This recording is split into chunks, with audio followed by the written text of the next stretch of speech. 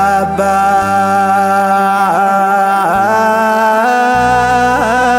keenya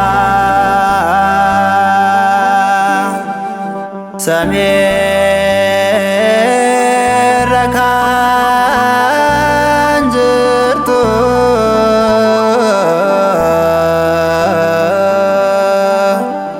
maqaan kee haa ulfaatu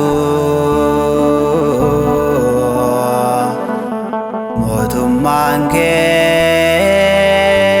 haa dhuftu. Eeyyaamni kee haa raawwatu. Yaa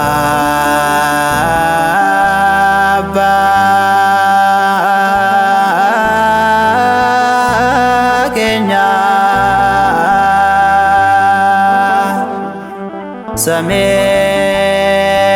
samiirra kan